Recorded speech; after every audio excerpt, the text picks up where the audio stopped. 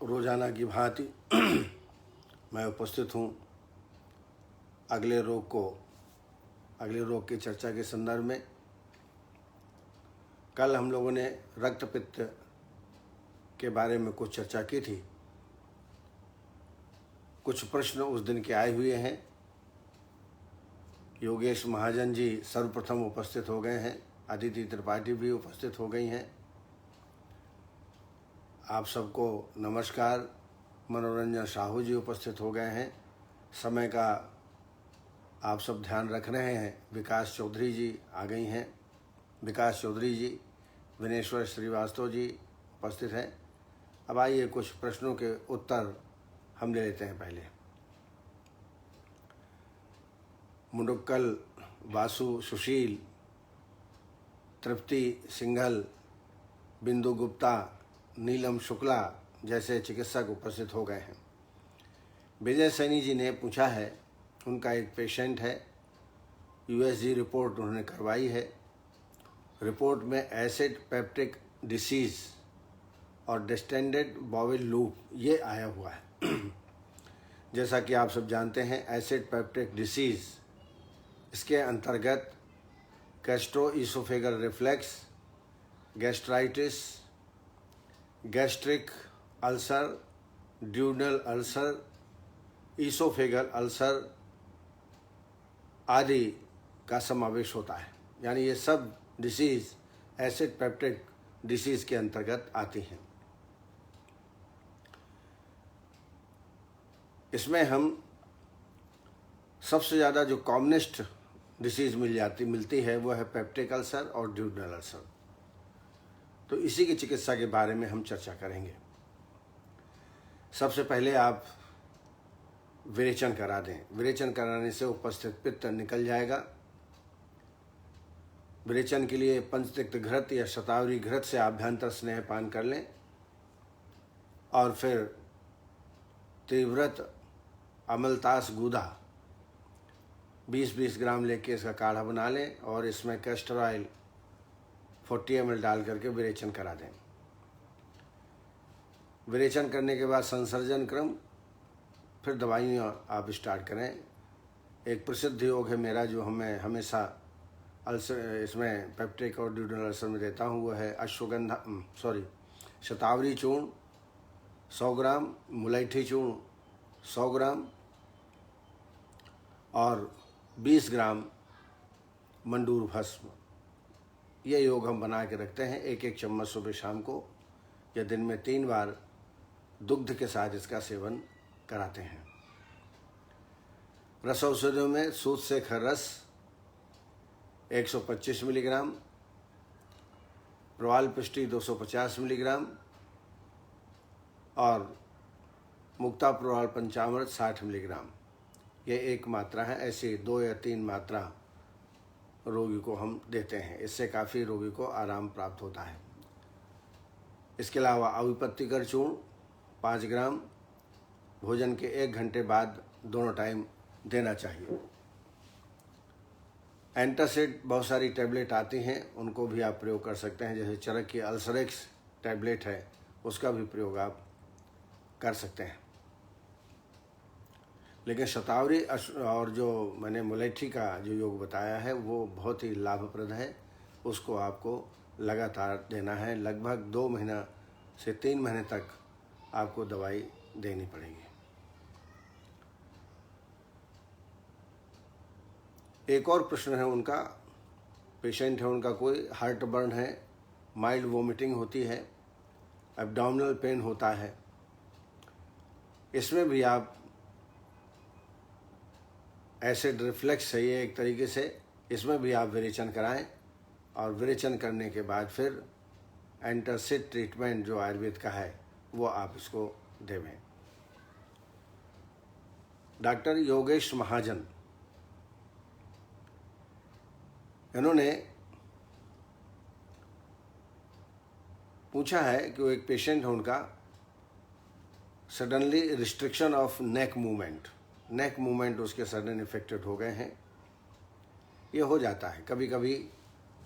हम जब तकिया ठीक से नहीं लगाते, ठीक से हमारी पोजीशन लेटने की नहीं रहती, कभी कभी हम टीवी लगातार देखते हैं, ऐसे कारणों से नेक में वेदना हो सकती है और इधर उधर घुमाने में तकलीफ रोगी को हो सकती है। कई बार चक्कर भी आ सकते हैं।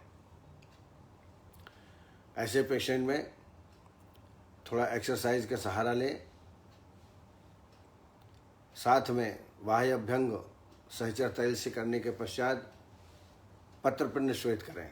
पत्रपिंड श्वेत में लाभ होगा, फॉलोड बाई नाड़ी श्वेत।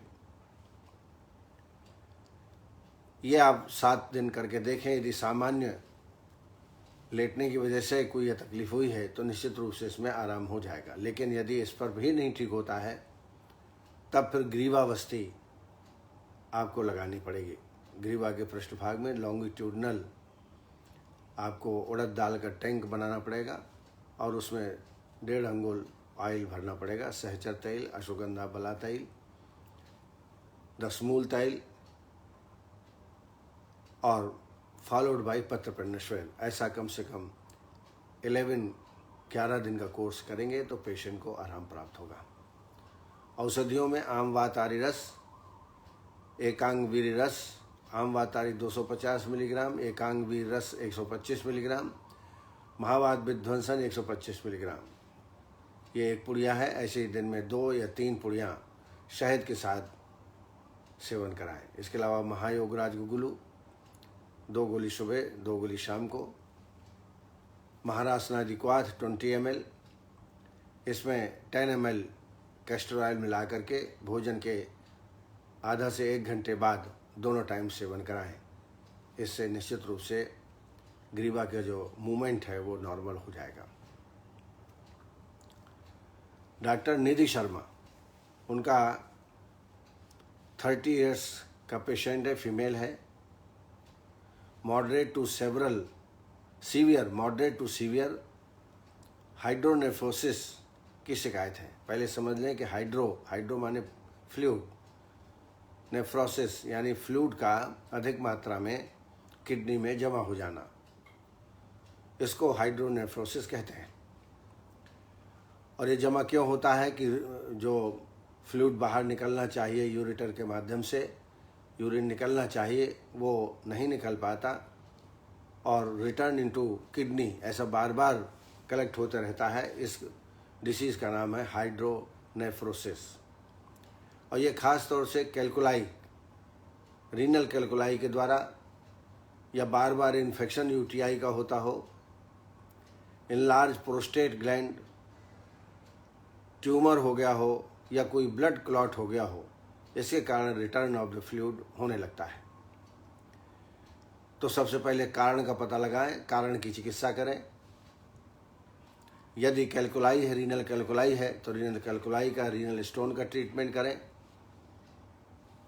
इसमें गोक्षुर, शतावरी, ककड़ी बीज और कुटकी बराबर मात्रा में 1-1 चम्मच सुबह शाम सेवन कराएं। शोथ हर्बस्ती भी इसमें दे सकते हैं, लेखन वस्ती भी इसमें लाभ करेगी। और यदि इन्फेक्शन हो तो अधिक मात्रा में पानी पिलाएं पेशेंट को। चंद्र प्रभावटी आरोग्यवर्धनी 2-2 गोली दिन में 2 बार। टैबलेट नीरोसिल 2 सुबह 2 शाम को। ज्वर की अवस्था हो तो गोदंती, त्रिभुवन कीर्ति रस और चंद्रकला रस, ये 250 मिलीग्राम प्रत्येक ले करके और इसकी पुड़ियों को 1-1, 2-2 घंटे में खिलाएं। षडंग पानी का सेवन भी इन्फेक्शन के लिए अच्छा रहता है। मुस्त, परपट, कोशीर, चन्नोदीच, नागरी है, ये 5 औषधियाँ हैं। इनका श्रत शीत फांड बना करके पिलाएं या सौंफ का पानी पिलाएं।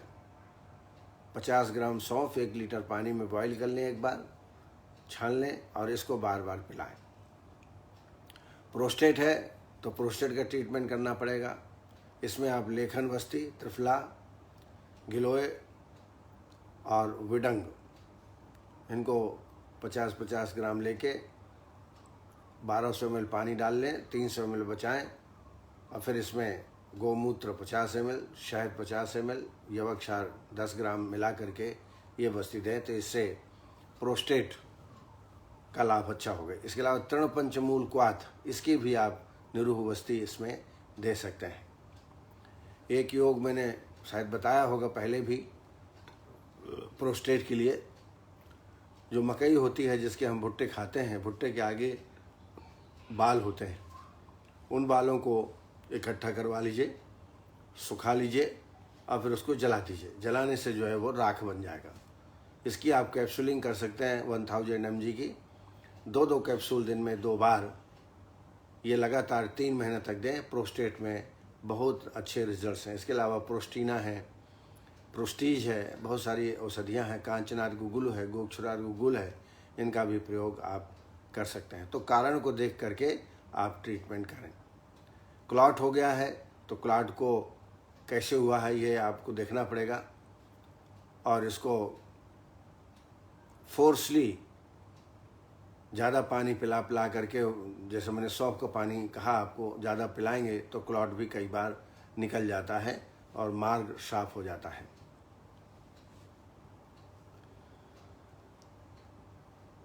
डॉक्टर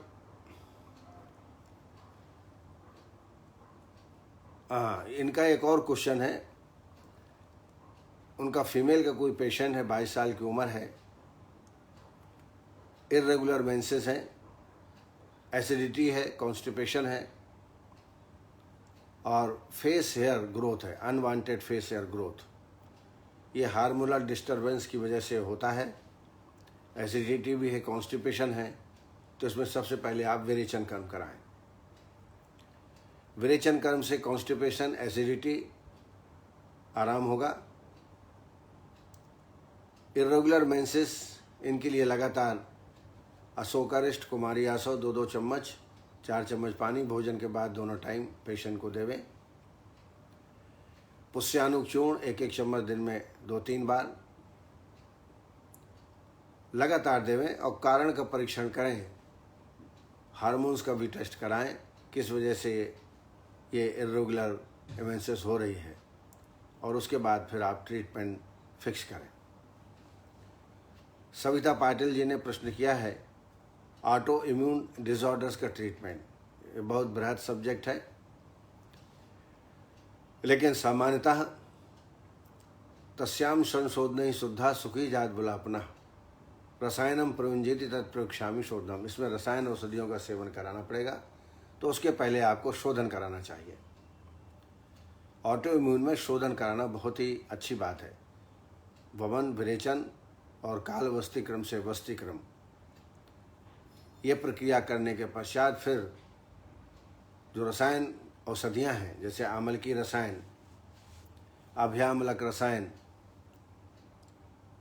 या जो चरक ने वर्णन किया है हरित की नाम चूड़ानी सैंधवा अमल के गुणम वचा विडंग रजनी पिपली विश्वभेजम प्रवेद उष्णा मुना जंतु स्नेह सोदो पादन तेन शुद्ध शरीराय कृष्ण सर्जनाच तिरात्रम यावकम दद्यात पंचाहम वा विसर्पसा सप्ताहम वा पुराणस यावत शुद्धस्तु वर्ष शुद्ध कोष्ठम तु तम ज्ञात्वा रसायनम उपाचरित। ये रसायन अध्याय आप चिकित्सा स्थान में चरक में देख सकते हैं इसको। ये भी रसायन बहुत ही श्रेष्ठ है। इसका प्रयोग व्याधि क्षमत्व बढ़ाने के लिए करना चाहिए। इसके अलावा पिपली रसायन, वर्धमान पिपली रसायन ऑटो इम्यून के लिए बहुत अच्छी है। वर्धमान पिपली रसायन आचार्य चरक ने तो 10-10 पिपली प्रतिदिन लेने के लिए कहा है और 1000 पिपली तक लेने को कहा है। उतना ना लीजिए, 1 पिपली से चालू करिए, 10 पिपली तक ले जाएं, 10 पिपली से फिर कम करिए। ऐसा 2-3 अप डाउन कोर्स करेंगे तो निश्चित है व्याधि क्षमत्व की वृद्धि इसमें जरूर होगी। इसके अलावा अश्वगंधा, शतावरी और मुलेठी, ये चरक का योग है। बराबर लेकर के चूर्ण बना लें और 1-1 चम्मच दिन में 2 बार दूध के साथ इसका सेवन करें। इसके अलावा ब्राह्मी अवलेह, च्यवनप्राश, मेनॉल माल्ट, इनका निरंतर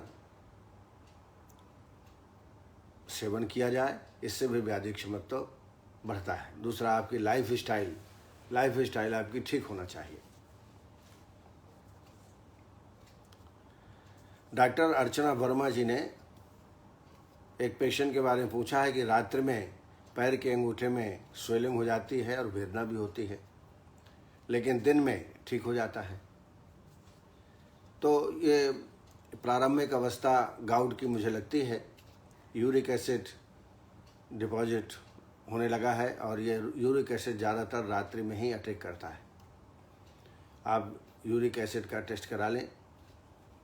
अगर यूरिक एसिड पॉजिटिव मिलता है तो कैशोर गुगुल, सिंहनाथ गुगुलू 2-2 गोली दिन में 2 बार, अग्निकुमार रस, शोथारी लौह, अग्निकुमार रस 125, शोथारी लौह 250 और आम वातारी रस 250, इनकी एक पुड़िया दिन में 2-3 बार इसका सेवन कराएं। इसके अलावा दशांग लेप करीब 20 ग्राम ले लें। 1 चम्मच सरसों तेल डाल करके इसको आधा कप पानी में अच्छी तरह पका लें, लेप बना लें और इस लेप को लगा करके और व्रणपट्ट बंधन कर लें। इससे अगर आप 7 दिन भी प्रयोग करते हैं तो निश्चित रूप से आपको आराम प्राप्त होगा। दूसरा, खटाई तली मली चीज़ें न लेवें और चलना फिरना करेंगे तो मूवमेंट में भी ये ठीक हो सकता है, जैसा आपने कहा भी है कि दिन में ठीक रहता है। ज्योति बाला डामोर 7 साल का पेशेंट है उनका। वो जब चलते हैं तो invert bending of the feet, जो फीट है वो इनवर्ट हो जाते हैं। इसके माने ये हुआ कि सॉफ्टनिंग ऑफ द बोन ऐसे बच्चे में है, तो इसमें अधिकतम कैल्शियम का सेवन कराएं। वाह्य अभ्यंग और वाह्य स्वेदन, और इसमें षष्टिक शाली श्वेत बहुत अच्छा फायदा करेगा। षष्टिक शाली श्वेत 60 दिन में पैदा होने वाला चावल, जिसको हम शाली चावल कहते हैं। लेडीज इसको उपवास में सेवन करती हैं।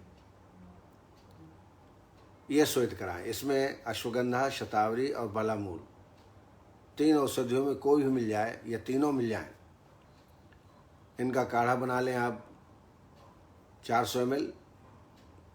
100 ml शेष अलग रख लें। 300 ml में लगभग 100 ग्राम, 50 से 100 ग्राम चावल लेके, लाल चावल जिसको हम साली चावल कहते हैं, डाल करके इसको पकाएं अच्छी तरह। पकाने के बाद अच्छी तरह उसको मैश कर लें और इसकी 2 पोटली बना लें। मैं भूल गया थोड़ा बताना आपको। मान लीजिए 400 ml क्वाथ बनाया आपने, तो इतना ही आपको दूध डालना है, तो टोटल कितना हो गया 800 ml। और इसमें 100 ml आप शेष कर लें। 700 ml में चावल पका लें। 2 पेशेंट के लिए सफिशिएंट है। 200 ग्राम चावल डाल के और पका लें और इसकी 2 पोटली बनाएं। और जो 100 ml आपने बचाया है वो किसी बर्नर में या गैस सिलेंडर में उसको रखकर धीरे धीरे गर्म करते रहें और पोटली को उसमें डुबो करके, और जो लेग्स हैं जहाँ पर टेढ़ापन है वो ऊपर से नीचे की ओर अच्छी तरह मालिश करें। षष्टिक शाली श्वेत करने के पहले अश्वगंधा बला तैल या सहचर तैल या दशमूल तैल से अभ्यंग कर लें। अभ्यंग करने के बाद ही षष्टिक शाली श्वेत करें। ये लगातार 21 दिन का कोर्स करें। इससे जो बेंडिंग है वो निश्चित रूप से ठीक होगी। औषधियों में प्रवाल पंचामृत 60 मिलीग्राम, एकांग वीर रस 125 मिलीग्राम, गिलोय सत्व 250 मिलीग्राम, ये एक पुड़िया है। ऐसे दिन में 2 पुड़ियाँ च्यवनप्राश के साथ या ब्राह्मी औले के साथ बच्चों को देवें। इससे निश्चित है आप मालिश से और षष्टिक शाली श्वेत से जो टेढ़ापन आ रहा है वो ठीक हो जाएगा। डॉक्टर शुभम एस पवार, इन्होंने कहा है ड्राई हेयर और ड्राई स्किन,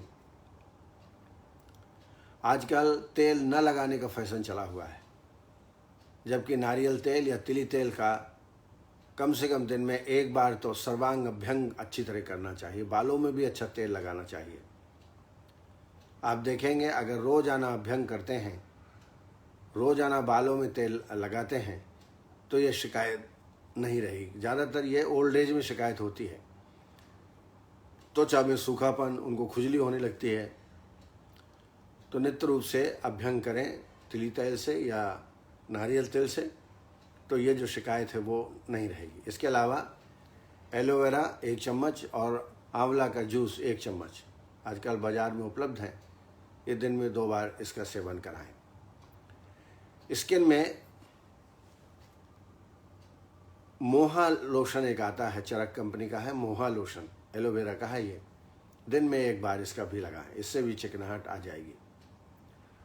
तैल में अच्छा भृंगराज तैल, चमेली तैल, इनका प्रयोग करें तो जो सूखापन है वो निश्चित रूप से ठीक हो जाएगा। कभी कभी त्रिफला क्वाथ से धो लें सर को, हफ्ते में 1 बार। त्रिफला को पानी में भिगो करके रख दें और इसको सुबह प्रातः काल अच्छी तरह पका लें, काढ़ा बना लें और फिर इससे अपने सिर को अच्छी तरह धोएं। जब आप त्रिफला लगाते हैं तो थोड़ी देर 1 आध घंटे तक सिर में लगा रहना चाहिए, उसके बाद आप धोएं तो इसका इफेक्ट आपको ज़्यादा प्राप्त होगा। शालिनी सिंह, वेरिकोज वेन्स में निश्चित रूप से ज़्यादातर स्थूल रोग में प्राप्त होता है, या जो बहुत देर तक खड़े रहते हैं अधिक देर तक, उनको भी इस प्रकार की व्याधियाँ हो जाती हैं। इसमें विरेचन श्रेष्ठ चिकित्सा है। पंचतिक्त घृत से आभ्यंतर स्नेह पान करा के बढ़िया विरेचन करा दें। विरेचन के बाद संसर्जन क्रम, और दूसरी महत्वपूर्ण चिकित्सा है रक्तमोक्षण। रक्तमोक्षण शिरावेद से कर सकते हैं या जलों का उच्चारण से। जलों का उच्चारण ज़्यादा श्रेष्ठ है। प्रत्येक दूसरे दिन 2-2 जलों का इफेक्टेड पोर्शन में आप लगाइए, इससे तत्काल आपको आराम प्राप्त होगा। इसके अलावा कैशोर गुग्गुलू, अमृतादि गुग्गुलू 2-2 गोली दिन में 2 बार इसका सेवन कराएं। रसौषधियों में शोथारी लौह, श्वेत परपटी, शोथारी लौह 250, श्वेत परपटी 250 और तृणकांत पिष्टी रस 250। तृणकांत पिष्टी 250 ये दिन में 2-3 बार सेवन कराएं। इसके अलावा पुनर्नवाष्टक क्वाथ 30 ml खाली पेट में दोनों टाइम आप सेवन कराएं तो वेरिकोज वेन्स में निश्चित रूप से आराम प्राप्त होगा। संजय ने पुंसवन संस्कार के बारे में जानना चाहा है। प्राचीन काल से ही हमारे भारतीय संस्कृति में स्थापित है 16 संस्कार करने की। 16 संस्कार किए जाते हैं, उसमें एक पुंसवन संस्कार भी है। आज हम लोग पुंसवन संस्कार इसलिए कराते हैं कि भाई हमारा बालक पैदा हो, लड़कियां 2 हो गई हैं, बालक पैदा हो।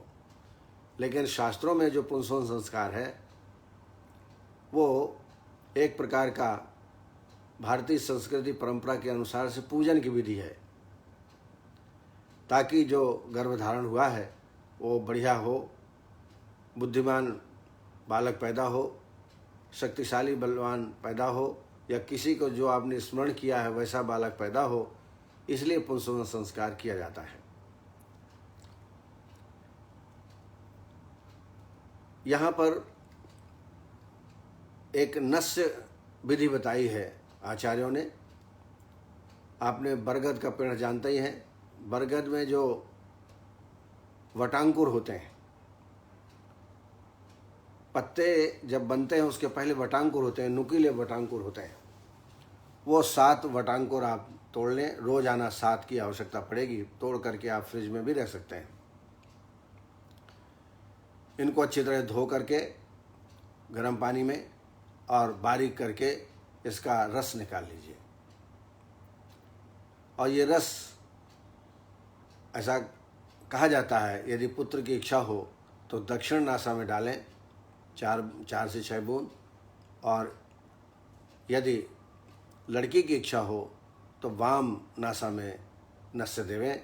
ये सूर्योदय के पहले देना चाहिए। ऐसा लगातार ये तीसरे महीने में, गर्भधारण के तीसरे महीने में ये 15 दिन का प्रयोग आपको करना है। इससे बालक भी, या गर्ल पैदा हो रही है, लड़की है, सभी पुष्ट पैदा होंगे। इसके अलावा एक योग और बताया गया है। पीपल के पत्ते, आप कोमल पत्ते 2 नग तोड़ लीजिए और वट वृक्ष में आपने जो जड़ें लटकती रहती हैं, आपने देखा होगा जड़ें जो है लटकती रहती हैं बरगद के पेड़ में, उनके अग्रभाग जो श्वेत वर्ण का होता है वो आप 7 नग 7 सेलेक्ट कर लीजिए, तोड़ लीजिए। और गिलोय लगभग 5 ग्राम, तो गिलोय 5 ग्राम, पीपल के पत्ते 2, और जो लटें हैं जिसको हम जड़ भी कहते हैं, वो लटकती रहती हैं, उसके अग्रभाग के 7, इन तीनों को मिला के पानी में बारीक पीस लीजिए अच्छा, और स्टील की कटोरे में रख करके प्रातःकाल सूर्योदय के पहले, नस्य के पहले उसको सूंघें, दोनों नासा से सूंघें, और इसके बाद उसको खा लें। खाने के बाद गोदुग्ध से बनी खीर, गोदुग्ध से बनी खीर चावल की गाढ़ी बननी चाहिए, उसका सेवन कर लीजिए। ये क्रियाएं 15 दिन तक आपको करना है। इसमें जो बालक और बालिका पैदा होगी हृष्ट पुष्ट होगी और बड़ी बुद्धिमान होगी। माता जिसको गर्भ धारण हुआ हो उसका वातावरण, उसका एनवायरनमेंट भी पॉजिटिविटी से बढ़ा हुआ होना चाहिए, नेगेटिविटी उसमें नहीं आनी चाहिए। इस तरीके से पुंसवन संस्कार करने से हृष्ट पुष्ट बालक की या बालिका की उत्पत्ति होती है। इसे ही पुंसवन संस्कार कहा जाता है। पुंसवन माने, वैसे तो इसको देखा जाए तो लड़का पैदा करने के लिए करा जाता है, क्योंकि ऐसा कहा जाता है कि जो लड़का होता है वही नर को पालनकार होता है, नर को तारने वाला होता है, ऐसा कहा जाता है। वही तरणी जिसको कहा जाता है वो पुरुष ही, लड़का ही होता है। तो इसलिए पुंसवन संस्कार की कल्पना आचार्यों ने की है। डॉक्टर कौशिक पांचाल, इन्होंने क्रॉनिक रीनल फेलियर के ट्रीटमेंट के बारे में पूछा है। Chronic renal failure, serum creatinine जब 10 के ऊपर हो जाए तो समझ लें चाहिए कि क्रॉनिक रीनल फेलियर है। इसमें तृणपंचमूल क्वाथ, वरुणादि क्वाथ 300 ml काढ़ा बना ले, 10 ग्राम यवक्षार और गोमूत्र 50 ml, 50 ml शहद, ये बस्ती देवें, और वरुणादि क्वाथ का हर 2-2 घंटे में सेवन कराएं। इसके अलावा गोक्षुर, ककड़ी बीज, शतावरी और कुटकी बराबर मात्रा में लेके 1-1 चम्मच सुबह शाम इसका सेवन करें। इसके अलावा चंद्र भट्टी 2-2 गोली दिन में 2 बार, पुनर्नवाष्टक क्वाथ भी आप इसमें सेवन करा सकते हैं। बार बार ये प्रक्रियाएं करेंगे तो निश्चित रूप से आपको फायदा प्राप्त होगा।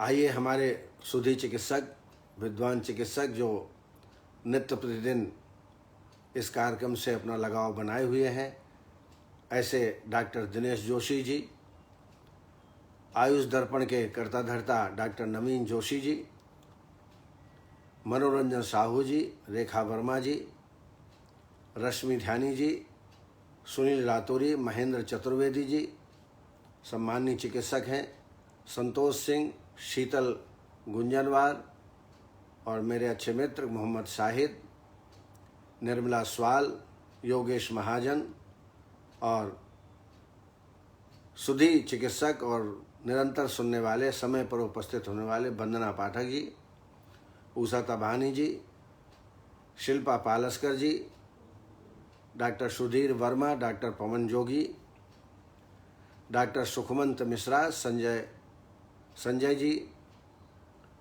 नीतू बात्रा, के.एन. गंगवार, दीपाली अगरकर जी, अदिति त्रिपाठी जी, अर्चना वर्मा जी, शैलेंद्र ठाकुर जी, नीलम शुक्ला जी, मुकम्बिका रचना जी, आनंद आयुर्वेद और मेरे प्रिय वैद्य आर.बी. प्रजापति, सुधीर वर्मा जी, विनेश्वरी श्रीवास्तव, गिरिराज प्रसाद शर्मा जी, वरिष्ठ चिकित्सक हैं, अनवर में बहुत अच्छी पंचकर्म का हॉस्पिटल है उनका।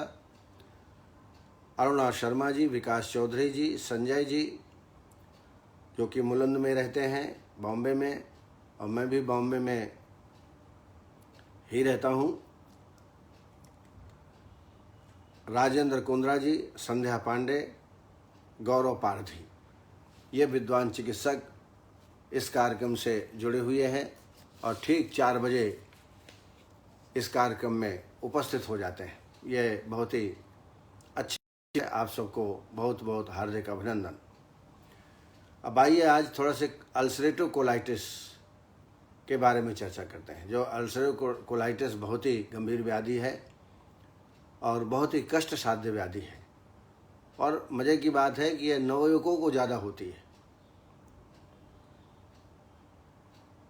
इसमें जैसा कि आप जानते हैं पेट में दर्द तो होता ही है, साथ साथ में 20 से 30 बार मल प्रवृत्ति होती है, जिसमें रक्त श्लेष्मा की भी प्रवृत्ति होती है। इसको व्रणयुक्त बृहदांत्र शोथ कह सकते हैं आयुर्वेद में। हालांकि इसका कोई अलग से अल्सरेटिव कोलाइटिस के नाम से अलग से इसका वर्णन नहीं है। इसकी तुलना हम क्षतज ग्रहणी से कर सकते हैं। क्षतज ग्रहणी, और ट्रीटमेंट भी लगभग ग्रहणी के समान ही इसमें किया जाता है। अल्सरेटिव कोलाइटिस का अब तक कोई विशिष्ट निदान ज्ञात नहीं है कि किस वजह से यह होता है, परंतु सामान्यतः यह व्याधि, जैसा मैंने पहले बताया, युवा वर्ग में अधिक पाई जाती है। संभवतः आंतर्गत व्याधि क्षमत्व में अल्पता हो जाने के कारण यह व्याधि उत्पन्न होती है। जब विभिन्न प्रकार के जीवाणुओं द्वारा स्रावित विष, जिसको हम टॉक्सिन कहते हैं, इनका समुचित प्रतिकार आंत्र द्वारा नहीं हो पाता, तब आंत्र में धीरे धीरे शोथ की उत्पत्ति होकर और व्रणोत्पत्ति अल्सर का निर्माण हो जाता है। इसके निदान में, जैसा मैंने पहले बताया, अज्ञात कारण है। फिर भी आंतर्गत संक्रमण, इन्फेक्शन इन द इंटेस्टीन या लार्ज इंटेस्टीन, पोषक आहार की अल्पता, मानसिक कारण जैसे क्रोध, दुखित, चिंता, उदास हमेशा रहना, अत्यधिक कार्य करना और साथ साथ में व्याधि क्षमत्व की कमी, इन कारणों से अल्सरेटिव कोलाइटिस उत्पन्न होता है। आइए पैथोजेनेसिस देखें, संप्राप्ति देखें। अल्सरेटिव कोलाइटिस में रेक्टम, गुदा, सबसे अधिक प्रभाव उसमें पड़ता है। करीब करीब 90 to 95% व्यक्तियों में गुदा में, रेक्टम में सबसे अधिक तकलीफ उनको महसूस होती है। विभिन्न मानसिक कारणों से हाइपोथैलेमस केंद्र उत्तेजित हो जाता है, जिससे आंत्र में लाइसोजाइम की अधिक मात्रा में उत्पत्ति होने लगती है। परिणामस्वरूप आंत्र में उपस्थित ट्रिप्टिक एंजाइम म्यूकस मेम्ब्रेन को नष्ट कर देता है, क्योंकि लाइसोजाइम के द्वारा श्लेष्म कला को पहले से ही पतला कर देती है। इस प्रकार उसमें व्रण उत्पन्न हो जाता है और इसी को हम अल्सरेटिव कोलाइटिस की उत्पत्ति कहते हैं। अल्सरेटिव कोलाइटिस की उत्पत्ति हो जाती है। लक्षण में जो मेन सिम्टम है वह है वाटरी डिस्चार्ज, पतले मल प्रवृत्ति होना, मल के साथ बहुतायत में श्लेष्मा का निकलना, और लगभग 20 से 30 बार मल प्रवृत्ति भी सीवियर अवस्था में हो सकती है। मल के साथ पश, पूय, ब्लड और म्यूकस अधिक मात्रा में स्रावित होने लगता है। रोगी बहुत ही वीकनेस महसूस करता है। साथ में fever, anaemia, wasting of muscles, मल त्याग करते समय ऐंठन, मरोड़ होना और तीव्र वेदना की उत्पत्ति पेशेंट में हो जाती है। परिणाम स्वरूप इसके कारण से रोगी जो है अत्यंत कमज़ोर हो जाता है। उपद्रव के रूप में सीवियर इंटेस्टाइनल ब्लीडिंग,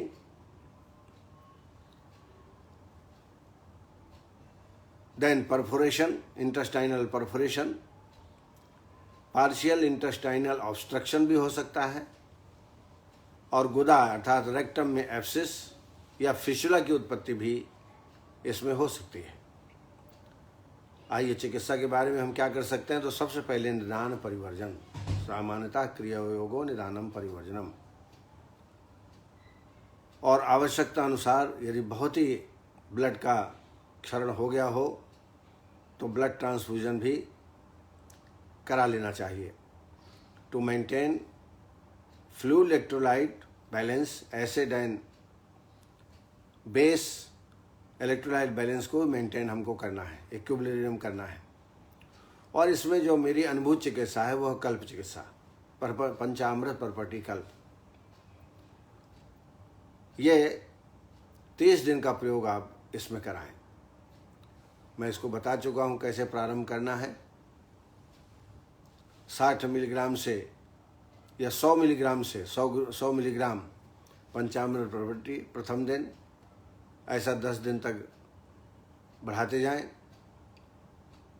और फिर 11वें दिन से कम करना चालू करें, और फिर 20वें दिन फिर 100 mg आ जाते। तो ये 20 दिन का कोर्स है। ऐसा ही 30 दिन का कोर्स भी हम दे सकते हैं। 30 दिन के कोर्स में 100 मिलीग्राम से प्रारंभ करें। 10वें दिन ये मात्रा 1000 mg की हो जाएगी, और ये मात्रा 11वें से लगा करके 20 दिन तक यही मात्रा है, 1 ग्राम की मात्रा देते हैं। फिर 21वें दिन से फिर घटाना चालू करते हैं, 900 mg, फिर 800, और फिर 30वें दिन 100 mg। इस दौरान छाछ का ही सेवन कराएं। छाछ प्रारंभ में 1 गिलास, फिर 2 गिलास, 3 गिलास, 4 गिलास, 5 गिलास, लगभग 5 से 6 लीटर तक दिन भर में छाछ आप पिला सकते हैं। अनुपान के रूप में घृत भारजित जीरा और घृत भारजित हींग 500 मिलीग्राम मिला करके सेवन करें। ये निरन्न है, सान्न भी कर सकते हैं। दलिया के साथ या खिचड़ी के साथ भी ये प्रयोग किया जा सकता है। इससे आमाशय को या बृहदांत्र को रेस्ट मिलता है, और जो व्रण होते हैं वो हील हो जाते हैं और रोगी ठीक हो जाता है। तो परपटी कल्प भी करना चाहिए। दूसरा, दीपन पाचन औषधियों का प्रयोग, स्तंभक औषधियों का प्रयोग, जैसे कहरवा पिष्टि, बोलबद्ध रस, जात्यादि तैल की बस्ती, ये ब्लड को रोकने के लिए श्रेष्ठ है। और एक श्रेष्ठ चिकित्सा इसमें है पिच्छावस्ती। पिच्छावस्ती बहुत ही श्रेष्ठ है। पिच्छावस्ती में मुलैठी, धाय पुष्प, शतावरी, इनका क्षीर सिद्ध तैयार कर लें 200 ml। इसमें पकाते वक्त जो शतावरी मैंने बताई, शतावरी मुलैठी, जब आप पकाते हैं उसमें बेल के पत्ते, बेर, बोई जिसको बोलते हैं बेर, और उसके पत्ते 20 ग्राम मिल जाए डाल दें। और जवारा, गेहूं को बो दीजिए तो जवारे पैदा हो जाते हैं, उसको करीब 20 ग्राम लेके डाल के अच्छी तरह पका लीजिए। 300 ml काढ़ा बना लीजिए। फिर इसमें पंचतिक्त घृत डाल करके सैंधव 5 ग्राम, ये पिच्छावस्ती दीजिए। भद्रई है नागबला शैलु, शालमलि धन्वन अंकुराह, क्षीर शुद्धो क्षौद्रता शास्त्रा पिछल संगीता। सरक्त, रक्त भी डाल सकते हैं इसमें, शहद और रक्त, ताज़ा रक्त बकरे या बकरी का लेकर के इसमें मिला करके करीब 50 ml रक्त डाल करके आप दे सकते हैं। यह है पिच्छावस्ती। पिच्छावस्ती का भी प्रयोग इसमें अच्छा है। आवश्यकता अनुसार बहुत ही इन्फेक्शियस हो गया हो तो आवश्यकता अनुसार एंटीबायोटिक्स का भी सेवन आप कर सकते हैं। अंत में शल्य क्रिया भी करनी पड़ सकती है। औषधियों में गृहिणी कपाट रस 125 मिलीग्राम, प्रवाल पिष्टी रस 250 मिलीग्राम, और बोलबद्ध रस 250 मिलीग्राम, ये दिन में 2 या 3 मात्रा शहद के साथ सेवन कराएं। इसके अलावा स्वर्ण परपटी 60 मिलीग्राम, कहरवा पिष्टी 250 मिलीग्राम, सूत शेखर रस 125 मिलीग्राम, ये दिन में 2-3 बार आप सेवन कराएं। इसके अलावा एक योग और है अनुभूत, हेम गर्भ पोटली रस 125 मिलीग्राम, बोलबद्ध रस 250 मिलीग्राम और पुराल पिष्टी 250 मिलीग्राम, यह दिन में 2 बार शहद के साथ इसका सेवन कराएं। बटी में दुग्ध बटी, कुटज घन बटी और जाति फलादि बटी, ये एक साथ मध्य में 7 दिन जाति फलादि देवें, 7 दिन दुग्ध बटी, 7 दिन कुटज घन बटी। इससे पेशेंट को भी अच्छा लगेगा और रोगी को भी आराम प्राप्त होगा। चूर्णों में जाति फलादि चूर्ण, दाढ़ीमास्टक चूर्ण, इनका प्रयोग बारी बारी से आप 5-5 ग्राम की मात्रा में कर सकते हैं। काढ़ों में धान्य पंचक्वाथ, ये बहुत ही श्रेष्ठ है। इससे मल भी बंद होता है, मल में थोड़ा से गाढ़ापन आता है। तक्रारिष्ट भी उपयोगी है। 4 चम्मच दवाई, 4 चम्मच पानी, भोजन के बाद दोनों टाइम। और एक योग जैसे मैंने पहले बताया था, शतावरी 100 ग्राम, मुलैठी 100 ग्राम और 20 ग्राम मंडूर भस्म, ये 1-1 चम्मच दिन में 2 या 3 बार सेवन इसका कराएं। रक्त को रोकने के लिए मुलैठी, नागकेसर और धायपुष्प, मुलैठी, नागकेसर और धायपुष्प, इनका भी चूर्ण आप 1-1 चम्मच दिन में 2-3 बार आप सेवन कराएं। तो इस तरीके से इसमें सर्वश्रेष्ठ चिकित्सा है परपटिकल, इसका प्रयोग करें। अन्यथा जो मैंने योग बताए हैं उनका प्रयोग करें।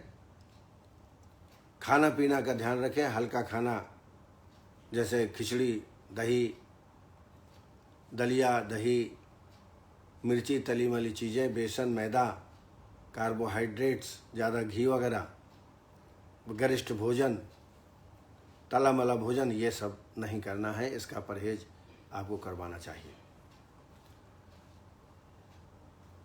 इन्हीं शब्दों के साथ मैं अपनी वाणी को विराम देता हूँ। कल फिर हम लोग इसी वक्त मिलेंगे, तब तक के लिए जय आयुर्वेद।